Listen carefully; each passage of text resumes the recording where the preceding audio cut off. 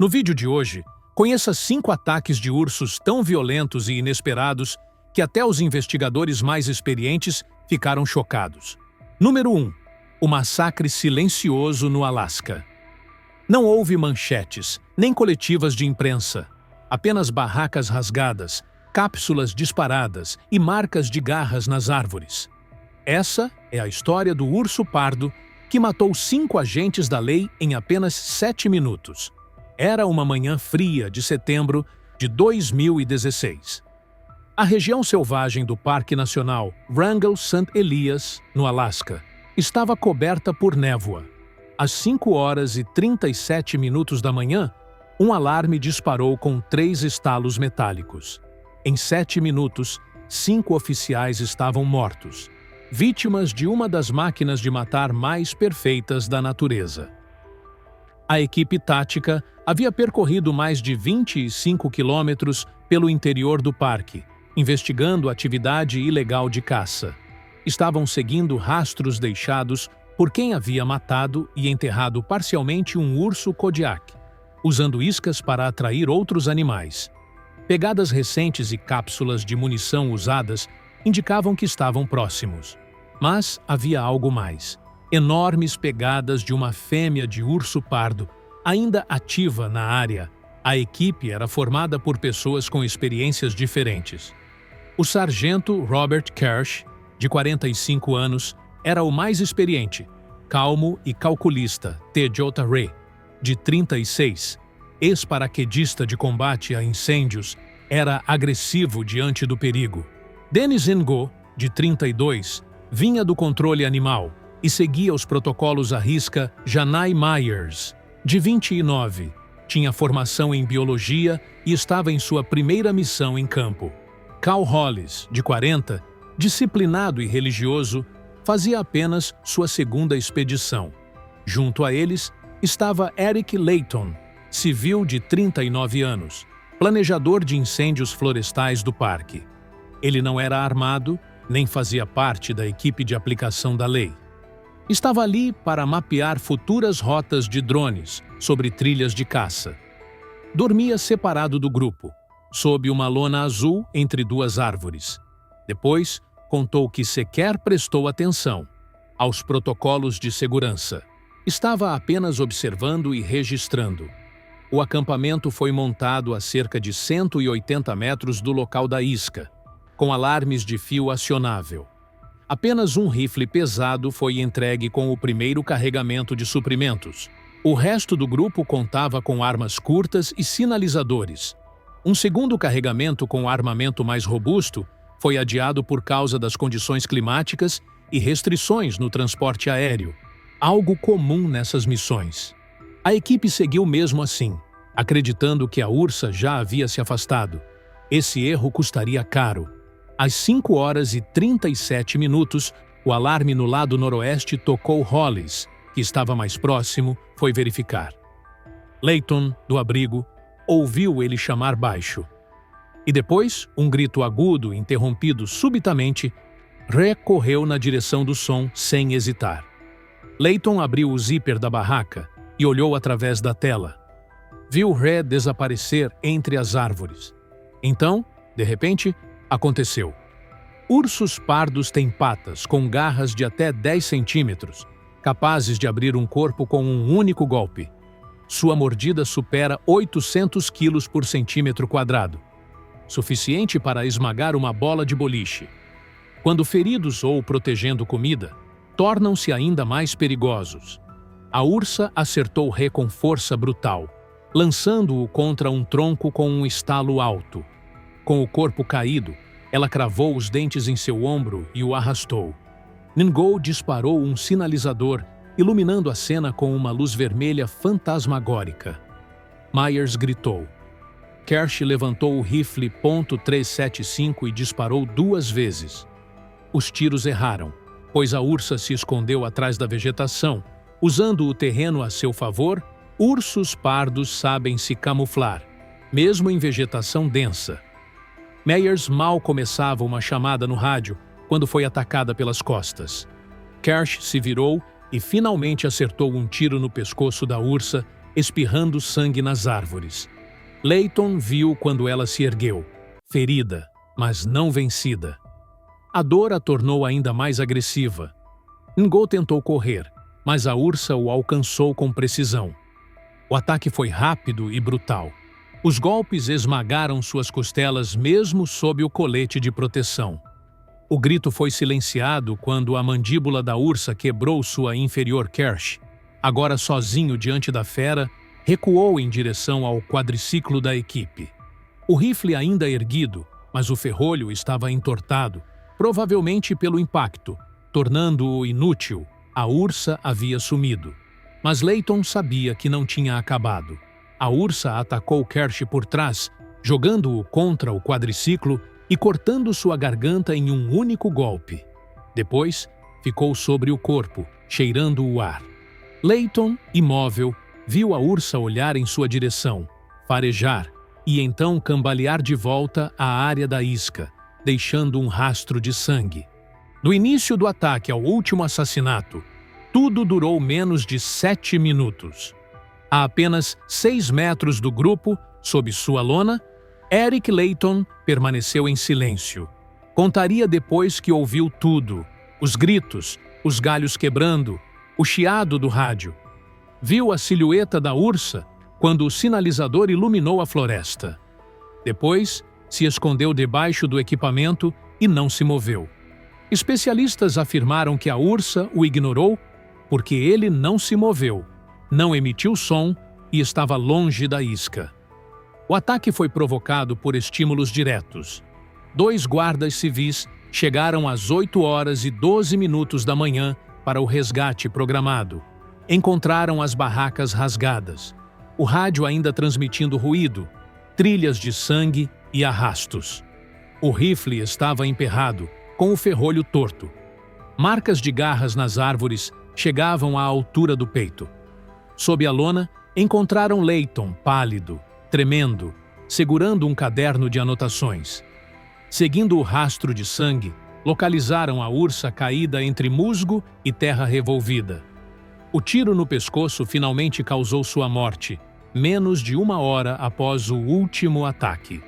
A análise apontou que o animal havia sido condicionado por comida, defendendo a área da isca com agressividade territorial, agravada por ferimentos e o cheiro humano persistente.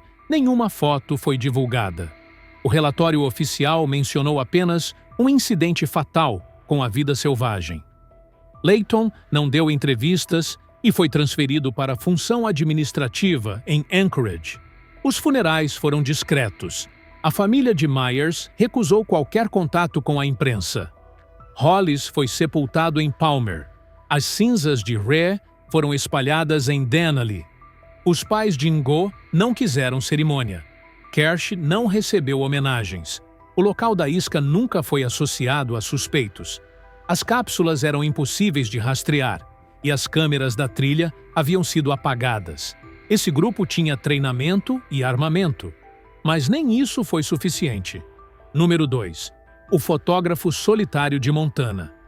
Enquanto no Alasca uma equipe inteira foi aniquilada, a poucos quilômetros dali, um homem com apenas um apito cruzaria o caminho de outro urso pardo e jamais voltaria.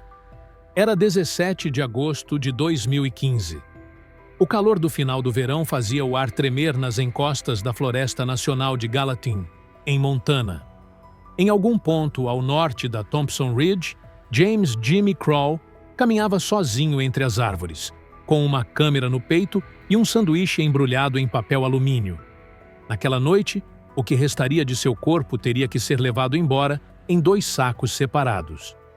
Jimmy tinha 34 anos e trabalhava há 4 verões como agente sazonal do serviço de trilhas do Serviço Florestal Natural de Missoula. Passava os invernos consertando motosserras e motores de popa em uma pequena oficina. Era reservado, usava bússola em vez de GPS e preferia a solidão ao burburinho dos acampamentos. Nos dias de descanso, saía sozinho com sua câmera e uma única garrafa de água, voltando com fotos de alces e veados que raramente nomeava. Anos antes, havia descoberto uma nascente escondida entre trilhas de caça, não registrada em mapas. Apenas um fio de água gelada entre pedras, perto de uma estreita encosta. Dizia que os alces adoravam aquele lugar e voltava sempre para fotografar a vida selvagem ali. Naquela manhã, enquanto os colegas jogavam cartas no acampamento, ele preparou um sanduíche, encheu o cantil e prendeu a câmera no peito. Alertas haviam sido emitidos sobre aumento de atividade de ursos causados pela estação seca, que empurrava os animais para perto das trilhas humanas em busca de alimento. Dias antes, um urso negro havia sido visto revirando o lixo perto do acampamento. Jimmy não deu importância. Disse que não era o tipo perigoso. Levava um apito pendurado no pescoço, mas recusava spray de pimenta, alegando que os ursos sentem o cheiro de longe. Acreditava que o silêncio era mais respeitoso em ambientes selvagens, crença que custaria sua vida. Os ursos pardos da região do ecossistema de Yellowstone podem pesar até 450 quilos, correr a mais de 50 km por hora e sentir o cheiro de carniça a quilômetros de distância. Suas garras de 10 centímetros podem rasgar ossos, e encontros surpresas perto de fontes de comida geralmente resultam em ataques violentos. No início da tarde, Jimmy saiu das trilhas demarcadas e entrou em terreno íngreme, pisando sobre troncos caídos e atravessando moitas. O sol filtrava pelas árvores, e o ar cheirava a cerejas do mato maduras e terra molhada. Perto da encosta, ele parou para fotografar galhadas de alce presas em arbustos. Passou por troncos revirados e marcas de garras frescas num pinheiro, sinais que ele ignorou ou não percebeu. A cerca de 270 metros dali, os irmãos Aaron e Mark Ditt, de Spokane, descansavam numa trilha com vista para a ladeira onde Jimmy caminhava. Notaram movimento entre as árvores. Primeiro a camisa xadrez vermelha de Jimmy, depois algo grande e marrom seguindo pela vegetação. Mark pegou os binóculos. O ataque foi repentino. O urso emergiu por trás de um tronco caído e investiu em silêncio. Jimmy acabava de levantar a câmera quando foi atingido. O urso o derrubou com força. Aaron gritou. Mark começou a correr colina abaixo. De onde estavam, viram o urso rasgar o peito de Jimmy com as garras e cravar os dentes em seu ombro. Sacudindo violentamente Jimmy, se debateu por segundos antes de ficar imóvel. Como em outros ataques fatais, o urso mirou a cabeça, rasgando do maxilar até o crânio. O que especialistas chamam de comportamento de finalização predatória. Quando Mark chegou, o urso já arrastava Jimmy para o mato, batendo nas mochilas e bufando. Mark gritou, agitando os braços. O urso se ergueu, mais alto que qualquer humano, e encarou-o por 3 segundos eternos antes de voltar às 4 patas e desaparecer. Floresta adentro, Aaron chegou logo depois, trêmulo, e usou o rádio para pedir ajuda. Jimmy ainda respirava. Seu peito estava aberto até as costelas. A mandíbula estava quebrada, os dentes estilhaçados. Ele não conseguia falar, mas seus olhos estavam arregalados, fixos nos de Mark. Mark, ex-médico de combate, estancou o sangue com gaze, tentando estabilizar os ferimentos, mas Jimmy respirava com dificuldade. Morreu em menos de 10 minutos. O chamado de emergência alcançou uma estação florestal 12 quilômetros ao sul, onde equipes de incêndio estavam posicionadas. Um resgate aéreo foi enviado em menos de 90 minutos. Guardas relataram forte cheiro de carne podre na área e acreditam que o urso guardava um cadáver de alce próximo. Nenhuma carcaça foi localizada, mas havia sinais intensos de atividade de urso. A área foi fechada por tempo indeterminado. O funeral de Jimmy aconteceu discretamente em Missoula, 5 dias depois, com a presença de familiares, colegas e poucos representantes do serviço florestal. Não houve discursos. O caixão fechado foi coberto com um cobertor de lã Um pedido de Jimmy feito anos antes, em vez da bandeira tradicional. Enquanto a natureza selvagem de Montana levava mais uma vida que se afastou demais das trilhas seguras, a milhares de quilômetros dali, uma professora de ensino médio descobriria da pior forma que nem todo urso blefa, especialmente quando a comida está escassa. Número 3. A trilha familiar que virou tragédia nos Apalaches. Era 2 de maio de 2013. O sol da tarde filtrava-se pelo dossel de árvores da Cordilheira dos Montes Apalaches, dentro do Parque Nacional Great Smoky Mountains, enquanto Claire Densor ajustava pela última vez as configurações da sua câmera. A professora de artes, com 42 anos e natural de Maryville, caminhava por trilhas que conhecia há mais de 20 anos. Nem imaginava que, em menos de 5 minutos, se tornaria mais uma estatística das surpresas fatais da natureza. Claire era uma caminhante experiente. Colegas brincavam que ela conseguia identificar qualquer flor silvestre da região e que conseguia se orientar no mato com os olhos fechados. Sua câmera DSLR, já arranhada pelo uso, tinha registrado milhares de imagens nas montanhas, todas refletindo sua conexão profunda com a natureza. Aquela viagem de fim de semana na primavera, acompanhada de sua namorada Sandy Lou e de seu filho Jonah, de 15 anos, era para ser um momento de paz, uma pausa para fotografar flores silvestres e compartilhar sua paixão pela vida ao ar livre. Na tarde do incidente, Claire e Sandy haviam deixado Jonah descansando no acampamento por causa de uma torção no tornozelo, enquanto exploravam uma trilha estreita sobre um espigão. Claire se adiantou, atraída por um grupo de flores trillium que renderiam fotos perfeitas. Porém, avisos de trilha haviam sido emitidos naquela primavera, depois que um urso negro havia simulado um ataque a um caminhante solitário nas proximidades da Gregory Ridge.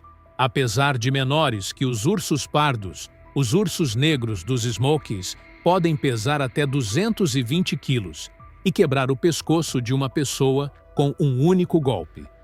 Suas garras curvas causam ferimentos profundos e, quando assustados ou protegendo o território, podem atacar com força mortal. Rangers também haviam encontrado sinais de tocas de ursos entre os arbustos de loureiro na encosta sul, próxima ao riacho de Abram.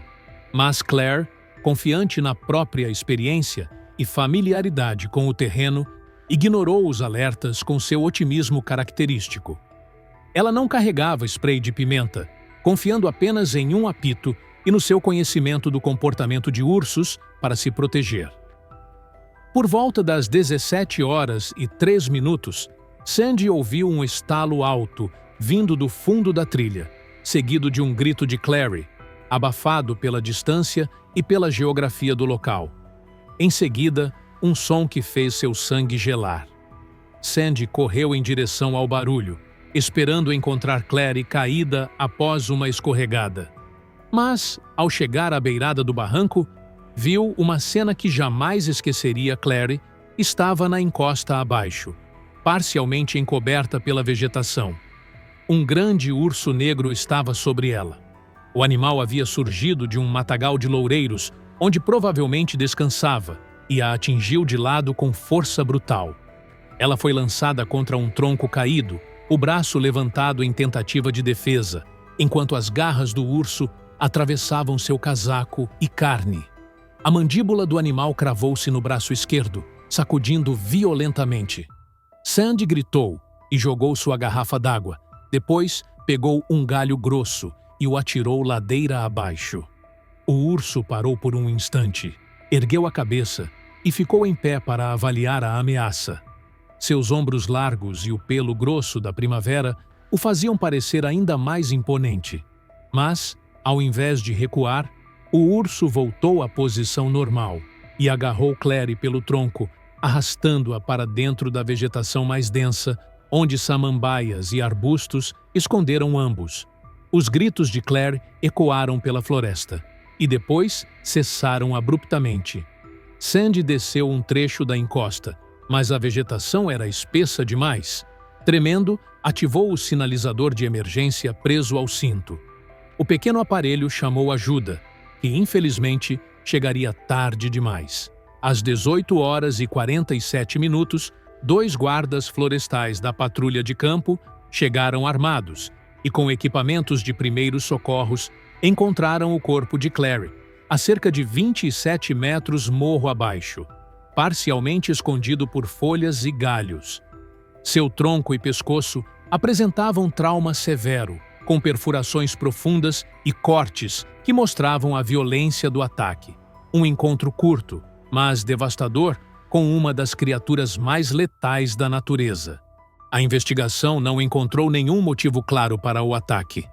Não havia comida, objetos com cheiro forte, nem filhotes nas proximidades. A conclusão foi de que Claire provavelmente surpreendeu o urso, que estava dormindo, provocando uma reação defensiva letal. Foi um lembrete cruel. Até os mais experientes podem ser vítimas da imprevisibilidade do ambiente selvagem. O funeral de Claire foi realizado 4 dias depois, em Maryville, com Sandy, alunos, colegas professores e familiares reunidos no pequeno auditório comunitário. O caixão fechado foi colocado sob a projeção das últimas fotos que ela tirou: flores silvestres, pontes de trilha e cristas cobertas de névoa. Os parques fecharam as trilhas próximas por 2 semanas e instalaram novos avisos sobre a presença de ursos. O urso não foi localizado. As autoridades ambientais decidiram não realizar buscas nem emitir ordem de abate, classificando o incidente como um ataque defensivo raro, mas natural.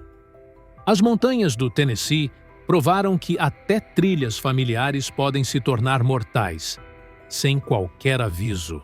Número 4. A caça de um predador no Ártico.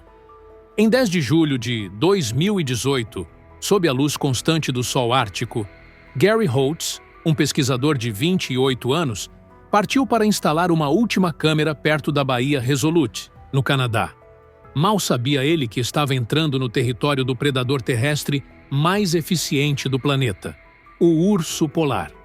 Gary era um jovem pesquisador promissor, de Ottawa, desenvolvendo sua tese de mestrado em ecologia ártica. Estudava os padrões migratórios das raposas do Ártico em um dos ambientes mais inóspitos da Terra: a tundra congelada e o gelo marinho do extremo norte. Colegas o descreviam como brilhante em laboratório, mas inexperiente em campo. Uma combinação perigosa em uma região onde qualquer descuido pode ser fatal. Essa era sua primeira temporada além da linha das árvores. Sua empolgação em provar seu valor acabaria sufocando a cautela essencial à sobrevivência em território de ursos polares. O que Gary talvez não compreendesse completamente era a letalidade dessa espécie. Os ursos polares são os maiores carnívoros terrestres do planeta. Machos podem pesar até 700 quilos e medir mais de 3 metros em pé. Correm a até 40 km por hora. Detectam presas a mais de 1 quilômetro de distância e matam com um único golpe de suas garras de 10 centímetros. Mais assustador ainda. Ao contrário de outras espécies de urso, o urso polar caça humanos ativamente. Enxerga-os como presas e não como ameaças. Naquela manhã, Gary trabalhava com uma equipe de logística da vida selvagem na borda do gelo marinho, posicionando câmeras e rastreadores de GPS para monitorar as raposas. Um guia inuit, experiente em segurança com ursos e armado com sinalizadores, e um rifle, acompanhava Gary em todas as missões externas. A presença recente de ursos, fezes, pegadas e avistamentos havia gerado protocolos de segurança rígidos. A regra era simples e inegociável: nunca se separar do guia. Os sinais de perigo estavam ali desde o início. O guia alertou sobre ventos fortes vindos do oeste, capazes de rachar as placas de gelo e deslocá-las sem aviso. Gary insistiu que ainda dava tempo de visitar o último ponto. O guia cedeu com relutância, reforçando que o trajeto precisava ser rápido e que deveriam permanecer juntos. Mas a ambição acadêmica de Gary falou mais alto. Por volta das 12h45, tomaram uma decisão que selaria seu destino. Se separaram. Gary seguiu a pé para o leste com o equipamento de câmera, enquanto o guia foi checar outro marcador próximo. O clima estava estável, a visibilidade boa, e nenhuma nova pegada havia sido vista. Parecia um risco calculado. Às 22h04, o guia ouviu um disparo ao longe, seguido de gritos. Virou-se e viu Gary correndo desesperado sobre o gelo derretido, rifle em uma mão, a mochila aberta e equipamentos caindo. Atrás dele, avançava com propósito um urso polar macho, provavelmente com mais de 400 quilogramas. A inexperiência de Gary em terrenos árticos ficou evidente. Ele escorregava no gelo úmido, lutava para manter o equilíbrio e acabou caindo próximo a uma fenda estreita no gelo. O rifle escorregou e se afastou, deixando-o indefeso diante de um dos caçadores mais letais do planeta. O urso o alcançou em segundos, movendo-se com a eficiência silenciosa que o tornou soberano no Ártico. Cravou os dentes no ombro de Gary, quebrando ossos e rasgando músculos com facilidade.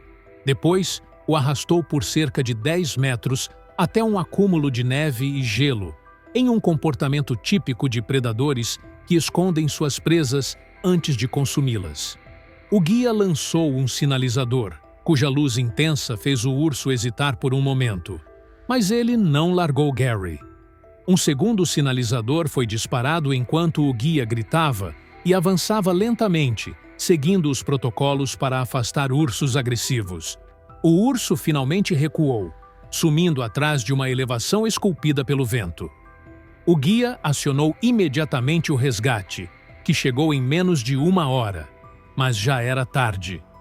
O local do ataque estava coberto de sangue e marcas de arrasto. Equipamentos e pedaços de roupa estavam presos no gelo. O corpo de Gary foi encontrado parcialmente coberto atrás da formação de gelo, o parka rasgado, revelando os ferimentos devastadores causados pelas garras e dentes do urso. A investigação revelou que Gary disparou apenas uma vez, provavelmente em pânico, antes que o urso se aproximasse demais. Não havia sinais de provocação nem de urso condicionado por comida. O animal agiu puramente por instinto predatório, vendo o humano isolado como uma presa fácil. A operação de pesquisa foi encerrada imediatamente. O equipamento foi retirado com a ajuda das Forças Armadas. Os restos mortais de Gary foram levados discretamente para Ottawa.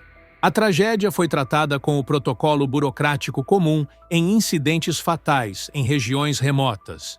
A Parks Canada revisou seus procedimentos de segurança, proibindo de forma absoluta a separação entre pesquisadores e guias.